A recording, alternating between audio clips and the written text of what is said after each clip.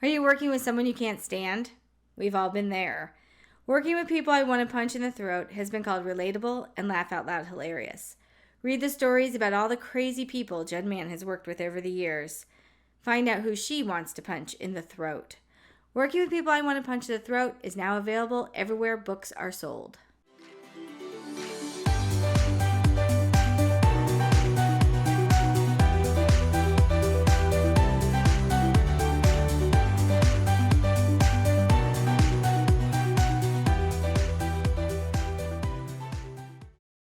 Hi, I'm Denise Grover-Swank. And I'm Jen Mann. And we are two midlife mamas. I had to look at the whiteboard to see that. It's going to take us a few times. Yeah. We're a brand new podcast about women over 40 and everything that comes with it. That's right. We have a short list of topics that we know we're going to talk about. But once you start hearing us, if you want to hear something we haven't discussed yet, feel free to email us at twomidlifemommas@gmail.com. We now have an email address and a page. Woo! And yeah, follow us on Facebook. Yes, that's Facebook page, Two Midlife Mommas. I can't talk. Be sure to like us, and we'll post links to the YouTube videos that are going to be posted as well. Right, because we're doing this a podcast and a video. Yes. So we actually have to get dressed and stuff. Yes, and Jen is wearing pants. I have confirmed that. Yes. They're on back there. Yes. I have them on still. Yes, her second. What are you wearing, Jen? What pants are you wearing? Who are you wearing? I'm sorry, today? I'm totally not cool enough. I believe these are Democracy jeans. These are my new favorites. Really, where do you get them?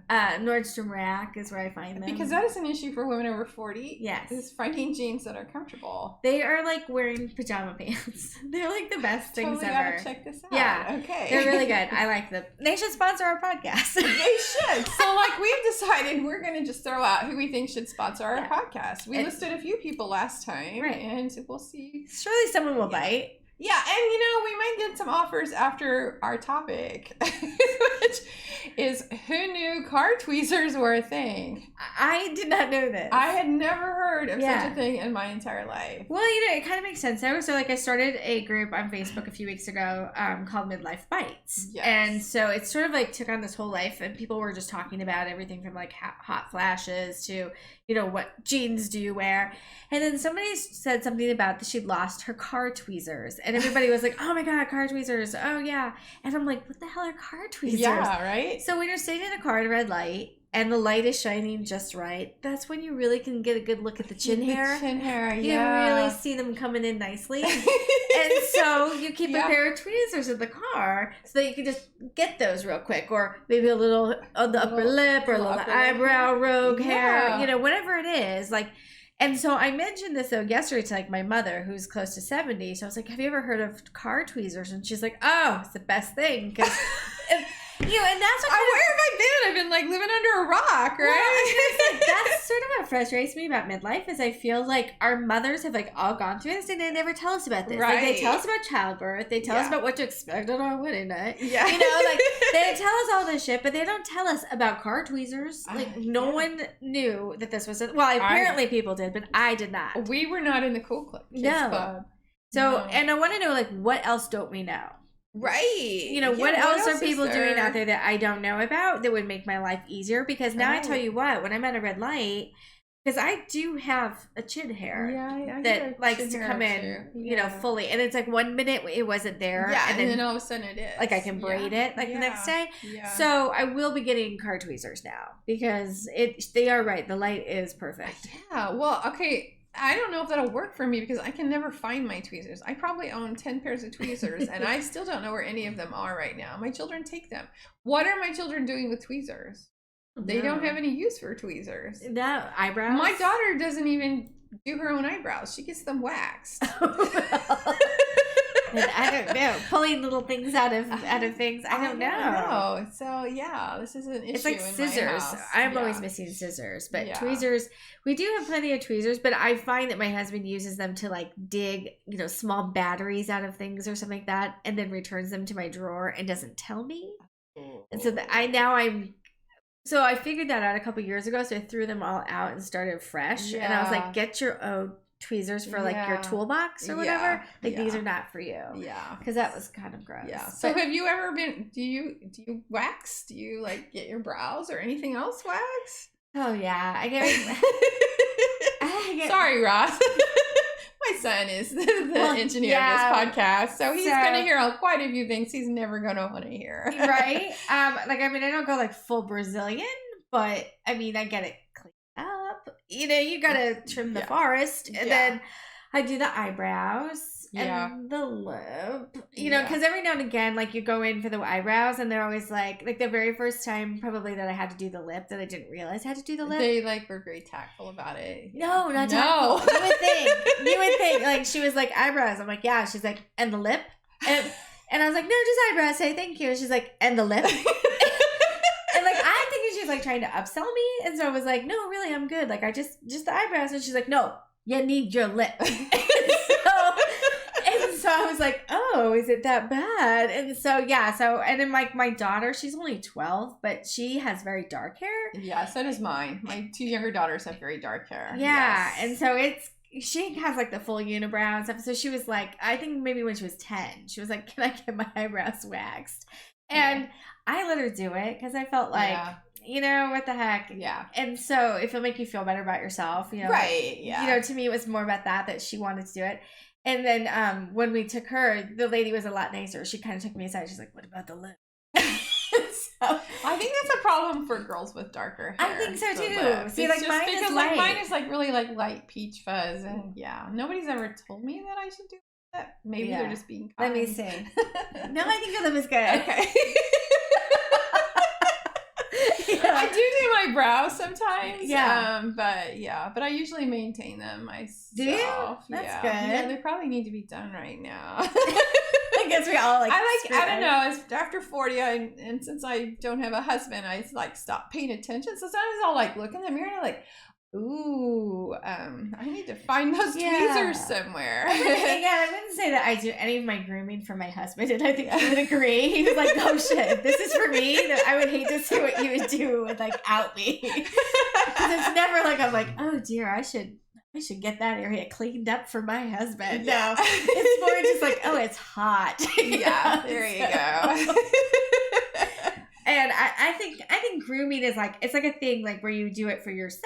Yes. You do it like to feel better. Like if it, I'm all like about, like we were talking about this earlier, you know, before we started taping when we were doing our sound check. When I was like, oh, we should save some of this stuff. But like you do you basically. Yeah, it's definitely. Like, you know, if you don't want to wax, don't wax. If you do want to wax, do it. But like don't do it because you feel pressure from like the world to do it. Yeah. Like I think that's part of like one of the nicer things about being over 40. Yes. Is I have no more.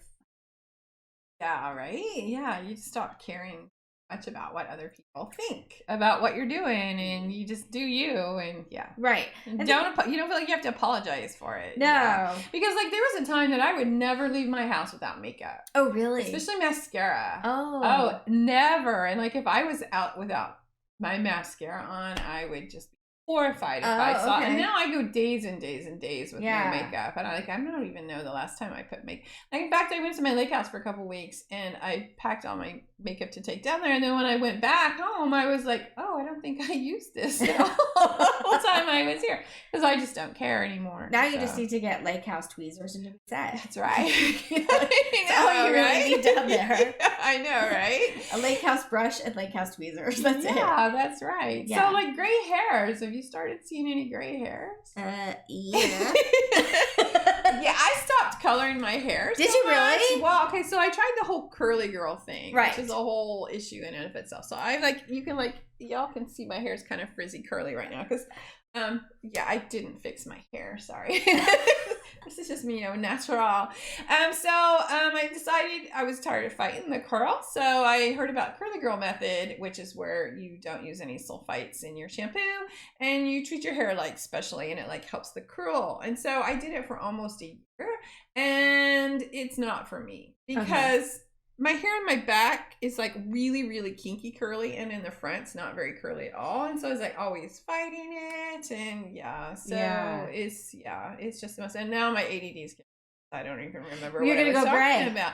Oh, that's right. So part of being curly girl is you don't chemically treat your hair. Oh. And so I had my hairdresser dye my hair my natural color, but it was like not the right, like, so it should have been like a warm dark, and it was a cool dark, and I hated it. But anyway, like it grew out, and it kind of faded. But as it faded, the gray just really started. Because I'm sitting here and I'm looking at your roots. I don't see any gray. Well, it's like, I'm not like, for me, really coming in is like seeing 10 gray hairs. Yeah. And I pull them out. Oh, really? Yeah, I've heard that's not the thing to do. But, I don't know. Yeah, because I'm looking, because like I'm gray all around, like the crown, out, like the, I don't know what you so call like this. I have like a whole patch in here somewhere. Oh, Maybe you guys. There's like 2. Okay. Like, well, no. okay. So my first. If that's a patch.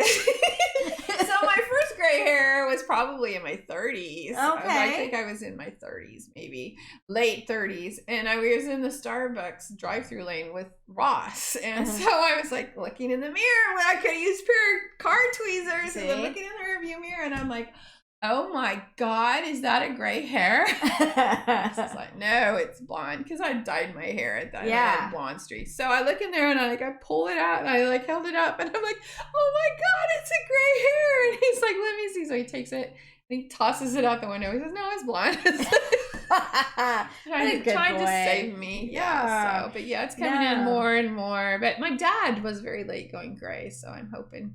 See, my mom is full silver, so I know it's like, I know I got it. And like she mentioned the other day, she was like, we're only like 22 years apart. Like she was very young when she had me. And so she was like, and in my mind, we were not that close in age, you know. And so I was like, well, you've been gray forever. She's like, I went gray at 40. She's like, I went full gray at 40. And I was like, wow. I was like, okay, well, I'm still dyeing my hair. I mean, I did try last year. I was like, because I look at my mom and her hair is so pretty. My grandma's hair is really pretty. Like, and so I think to myself, like, imagine how much I'd save money. Right. Like, and it'd be kind of cool to have, like, it's kind of cool right now. Like, gray is having a moment, you know? Young women are making themselves. Yeah. And so I thought, if I can be guaranteed, like, it's silver and it's beautiful, like, I'll do it. And I'm seeing more and more women our age doing it, and it looks great, you know? And so I was like, all right, I'm going to do it. It's worse than growing up bangs. Like it comes in different. Like it's stiffer and it like sticks out. And it just wasn't growing very quickly. Like, and it was probably like my hair is only like to my shoulders or whatever, barely, like chin maybe even. And then like it got like halfway down, and then I got tired of it. Oh, and so you were kind of like had like the ombre hair with like I had like all this gray, and I have gray like see if I pull mine up, then you can really see like in there. Like, so like I have gray like, and it's all underneath. And then like one day, my dad stopped by my house to drop something off, and I had my hair all up on my head because you know you're working and you put your hair up. So I had my hair up, and my dad's like, he's like, is everything okay? And I was like, yeah, everything's fine. And he's like, do you guys need money? And I was like, what are you talking about? And he's like, why aren't you dyeing your hair? And he was like, you have to dye your hair. He's like, oh, you're too young to go gray. And I was like, too young? Like, I'm mid-40s, Dad. But don't you think like 40s and 50s were different? Like, even back in the 70s than they are now? Like, I look at pictures of people who were in their like 40s and 50s, like several decades ago, and they look like old They look 80. And I'm like, I don't look like that. No. Like most people I know that are that age don't look like that. No, and even the ones with gray hair, like they still look like young and vibrant. And, you know, and so I was like, Dad, I'm going gray because I want to go gray. And he was like, yeah, it's not a good. It's not good. Well, and then he asked me, he was like, does your husband know? Like, what? Like he doesn't see it? Like you keep it hidden under a hat? Yeah. Well, and part of it too, I was like, does my husband know? Like, it's my hair. Like, I don't give a shit what he thinks. And so then that night, like, we're getting ready for bed, and I'm telling my husband that my dad stopped by, and my dad's like, yeah, I said the craziest thing. He was like, did you know? Like, how silly? Like you would care. Like, you would have an opinion about my hair. And my husband's like brushing his teeth, like, yeah, crazy. And I was like, yeah, because, I mean, you like it, right? And I'm like, you like it gray. And he said, I like what you like. It's and just kept brushing his teeth, and I was like, you don't like my gray hair. And he's like, I like what you like. It's fine. So, but it was more just like I like to. Man. Yeah, I mean, I went out and got it dyed soon after. I would like to say it was not my father or my husband's influence. It was me getting tired of waiting for it to all grow out again. Right. Because I wanted her. I was like, what if you just dyed it gray? Right. And then we let it like grow out gray. Right. She wouldn't do that. She says that's not a thing, which. It should totally be a thing. It should totally be a thing. Well, I don't see how that's a thing. There's young women who are making their hair gray. I know. I don't understand that. Yeah, I don't get that either. I just don't think she wants me to stop dyeing my hair. Oh, that's probably it, because she makes some money. That's probably it. I think that's more what it is, probably. I don't know, though. But now it's, and that's, I think, I changed a few years ago to more blonde. Like, I didn't used to be so blonde. Yeah. And that was to cover the gray. To help cover the gray, yeah. But she was like, oh, it grows out so fast. So, you know what certain women do is make it blonde. And I was like, oh, Lord, now I'm blonde. So what is your natural hair color? I don't even know anymore. Well, I didn't know either until I got my hair dyed dark last year, because I didn't know. Like, I always color my hair. It's usually like, I'll do like highlights that are blonde. We'll start off red and then go blonde. And then for a while, a couple of years, I was redhead. I was red for many years. But it bleeds out into everything. And so that gets... I mean, the last hair color... Because I think I started dyeing my hair in 7th grade. And so, oh wow, yeah, like, I mean, over the counter, you know, and then upgrading over the years. But yeah, and my daughter's the same way. Like, she's 12, and like this year we've dyed her hair like 4 different times. I'm just like, yeah, who cares? It's just hair. It's fun. That's the way I am. I'm like, it's just hair. It's just I let my kids do whatever they want with their hair. That's not the battle I'm gonna fight. Yeah, exactly. There's so many bigger ones to deal with. So but I think the last time I remember my hair, it was sort of a light brown with reddish highlights. And that's, I love it. That's the last I remember of it. Well, apparently I'm a very dark brunette. And I didn't realize it. Yeah, because like when it started growing out, it was all the same color. Right. I'm like, oh, I'm not this dark. But apparently I am. Yeah, but I don't like it. I didn't like it. So you're going to put highlights in it again? Yeah, I started. Like my new hairdresser, who's my daughter's friend, who graduated from... Really good. So she started dyeing it. So she didn't want to go really blonde at first because it was so dark. She didn't want to damage it. So the next time in August, sometime in the middle of August, I'm supposed to get it done again. And then it'll be lighter. So good. Yeah. See? So yeah. That's the fun thing about hair. But then I'll just have to go all blonde, because if I'm gonna go gray, then I don't think you're gonna go gray, because it like shows, right? It's like it does. Like, and it's so fun. And like that's the thing. Like this, more and more. Like I used to be able to go longer, and now it's really. No, I would guess within the next year or so, I'll just bite the bullet and grow it all out and suffer through it. But I'd rather grow out bangs. I would try to convince her to like dye it all gray and just go, or maybe I'll just go platinum. Ooh, there you go. Let the platinum grow out. I don't know. Yeah, no, that's a good idea. You can be like Marilyn Monroe. Pretty much. Just go like completely off the rails. So is there any other things about your hair that you noticed as you've gotten older that changed? Do you like have thinning hair? Like, I don't really have thinning hair that I've noticed. Yeah, I have really thick hair, so if it's thinned, I don't. Yeah, I haven't noticed. So. I've always been told that I have a lot of very thin hair. Oh, okay, that makes sense, because so does my I should 16-year-old does too. She's got very fine hair, but she's got a lot of it. But it doesn't look like it's thick because it's just so thin. Yeah. Yeah. Well, my older daughter and I have both like coarser hair. And a lot of hair. See, that's my daughter too. She has so much hair. Yeah. And so I figured I have it covered. Like if my hair starts to thin as I get older, I've got some extra mileage in there. Yeah. Now, and I've just kind of like be able to sort of embrace the curl more over the years too. Yeah. Like it's always had natural curl. I feel like it's gotten curly. My hair's gotten curlier. Yeah. Plus, I also think though curly products have gotten better. Yes. Like we no longer have to just like scrunch. Right. And have like hard hair. Crunchy hair. Yeah. I didn't realize till I did Curly Girl that you're supposed to like crunch that out. Oh, are you? I never knew that. Yeah. I spent a ridiculous amount of time researching hair care when I did Curly Girl. Yeah. It was like, it felt a little wrong, a little hedonistic. It's like a cult. I spent that much time on my hair, and I posted about it too. Did. People were actually interested. I was following along because I was like, "Ooh, if it works, I'm going to try it." But otherwise, no. I mean, it was great for lazy people because, like, I don't spend like some people would sleep in like satin satin pillowcase. I never did that, and maybe that's why like the top part and stuff didn't work because that's the part that would hit the pillow and whatever. And you're not supposed to pull it back in a ponytail, which is really hard. And you're not supposed to braid it because it ruins the curl patterns. Huh. Yeah. So it was really hard for me. So I'd have headbands. Sometimes you can use like scrunchies. And scrunchies are back. So Who knew? Bonus. Yeah. So I mean, you could use those, but yeah. And it was great because it was great for being lazy. Like I would just call it, hey, it's just curly girl. Like I didn't have to brush my hair because you're not supposed to. Right. See, and that's why I was interested in it, because I was like, well, shoot. And that's why I'm interested in gray, because I'm like, anything that's like lower maintenance, I'm happy to try and do, because I just don't want to add more maintenance plan as it is. Well, mine's pretty bare bones right now. Like I don't do a whole lot. Not like I used to when I was younger, and I actually gave a fuck. Well, I think Denise just popped her cherry. I did. I think that was your first fuck. That was on the podcast. You have 6 kids. So yeah, that was awesome. Thank you for doing that. I was feeling lonely. Oh, I'm sorry. If I'd known, I would have dropped one sooner.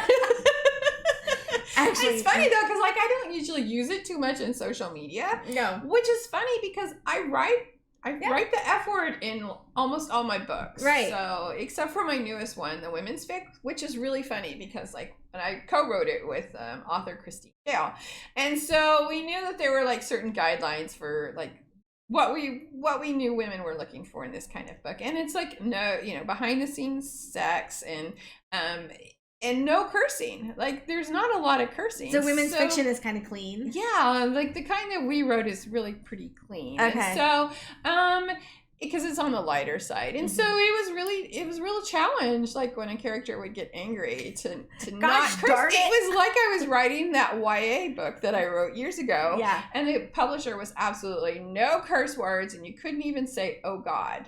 So yeah. Wow. I literally had a conference call with my editor and my agent and myself, 45-minute conference call, because there were 5 instances where I wanted to use a curse word or the phrase, oh God, or oh my God. And we had to go through each one, and I had to like argue why I wanted that in the book. Yeah. I think if I had to argue my use of every single curse word in every single one of my books, there would be no argument other than like, I fucking wanted it.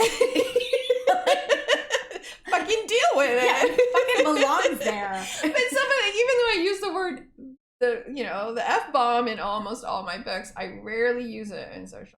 Yeah, so, you don't. You're very good about that. Yeah. I think for me, it's just something that's like, it just flows naturally. Like I can't imagine not doing it. Like some people will say, oh, it's a crutch. And I'm like, is it though? Or is it just like... It's a very versatile word. It is. Yeah. And I feel like sometimes there's just no other way to get my emotions across, either positive or negative. Because sometimes it can be fucking too. Yeah, right? So I think that for me, it is a sentence enhancer. And I like it. Well, I like it. I don't like to justify it, but but that was a question when Denise and I were talking about putting this podcast together. I was like, because that's always a question when I'm being interviewed by anybody. But I was like, how far can we go? Right.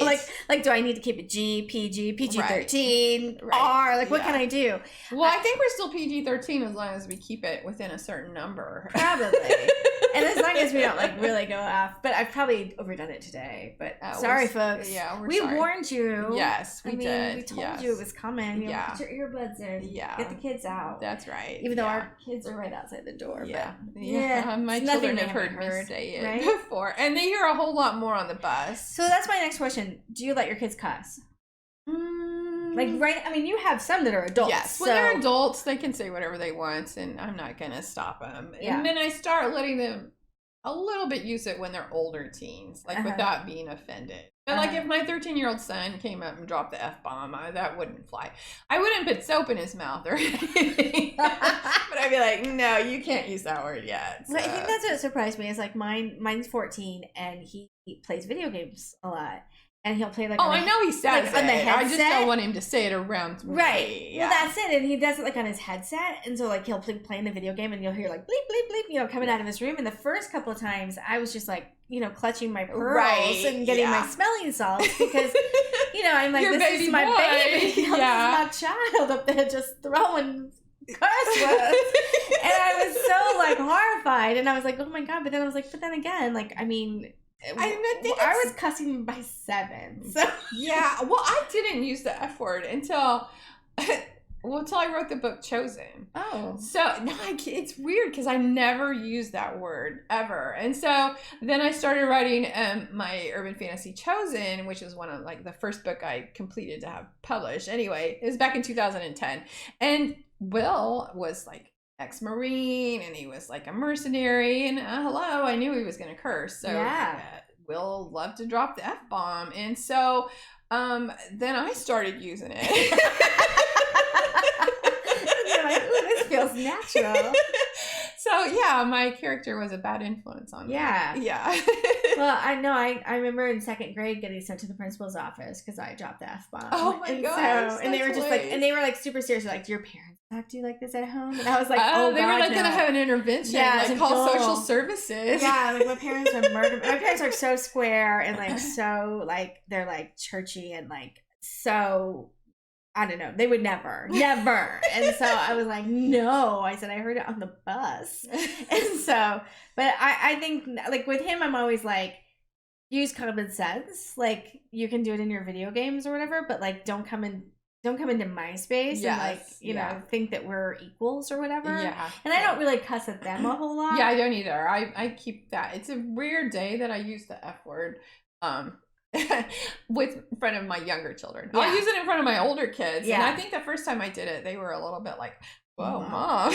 Well, and even my mom, who's like, she's going to get mad if she listens to this because I'm going to out her, but she has started, like, the other day she was driving and she called someone a jackass. And my kids were just like, oh, did you hear that? I was like, I did. And she's like, well, I was just mad. So I was like, good for you, mother. That's like, right. Because to me, it's a stress reliever too. Oh, totally. And I curse out people when I'm driving in the commute back and forth from my kids' school. Yeah. Rush hour traffic. Yeah. I've used the F-bomb a few times. Yeah. But like my youngest daughter, I still try to keep it really, I try to not use it around her. She's 11. Well, she just turned 12. So I try not, but like they know I'm really mad if the F-bomb drops. So, right. Yeah. Well, we covered a wide range of topics today. We did. Like, yeah. So I'm totally gonna like. So you said a reader posted that they found a sale on tweezers at Target. Like, she did. She found. That's how you found out about the car tweezers, right? Yeah. Well, like I said, it was in this group, Midlife Bites, and they just talk about it. And then today, somebody, because I was thinking, like, what should we talk about today? Right. And so I was scrolling through that group because they give me a lot of fodder. Yeah. And then I saw somebody had posted a photo that she was like. Car tweezers solved because it was a 4-pack for like less than $4. So I'm totally now she can never lose a pair. So I'm gonna get a pair for my car, and I'm also gonna get a pair for my bathroom and put them on a chain and tie it to like the doorknob or something. Yeah. So we need some tweezer company to call us or Target to call us, somebody to sponsor this. But podcast. Not a home waxing thing because we've tried that before and that is painful. I can't even imagine doing that at my home. Girls and I had a fun night one time with that. I say that sarcastically. So that sounds like torture. It didn't work out so well. It's like, have you seen those people Leave doing it to this? the professionals. Well, have you seen the people doing like the nose hair ones? Like I've never waxed that yet. I don't think I need that. Hopefully, only a good friend would tell you if you need that done. Yeah. But there was one yesterday where the guy like the sticks. You're supposed to put it up your nose, hold it, and then you pull out by sticks, and the sticks broke, and so the things are still up his nose. Oh my God, how did he get them out? I don't know. I don't know. Like, I don't know what happened, because later he just had them out. Like, okay. So well, let's got them out. Tweezers. We don't have to worry about some guy walking around with wax. But I bet you if you're an ER nurse, you've seen some stuff like that. Yeah, so that could be a whole talk. I used to work in the medical lab. Like the pathology lab of a hospital. So we can talk about that sometime. Yes. I was gonna say, like, if you're a nurse or like seen a lot of things removed from the human body. Yeah. Email us. Tell us what you've seen. Yeah, it was quite the eye-opening experience for a young, impressionable 19, 20-year-old. Right. It was very innocent. Sheltered. Well, I think we are coming to an end here. So I think we are. We just want to tell you one last time. Thanks for tuning in and where to find us. Where can they find you, Denise? I am all over social media. Denise Grover Swank in Twitter, Instagram, Facebook, and my website. And I'm Jen Mann, and you can find me all over those places too, either as Jen Mann or as People I Want to Punch in the Throat. You can find all of our books just about everywhere you buy books. Yes. So look for us. And because we don't have a tweezer company supporting this podcast yet, we are the sponsors. If you enjoy this podcast, please do us a favor and get us a book. Get a book of ours and leave us a review. Yes, leave us a review. And we have a wide variety of books to choose from, so you should find something you like. So. That's right. Okay, so last time we talked about what podcasts we were watching and what books, what TV show are you really enjoying right now? Oh, like on Netflix or Hulu. Let me think. Oh, I just started. So I've been doing Handmaid's Tale, but I just finished that, and I just started Harlots last night on Hulu. Oh, I've seen that advertised. I wondered if it was any good. I'd heard good things about it, and I like anything, with whores and bosoms. So it's a win. It's a win. If there were witches too, it'd be like all my favorite things. So. Well, I'll try to throw a bosom in my witch book, and I'll gift it to you.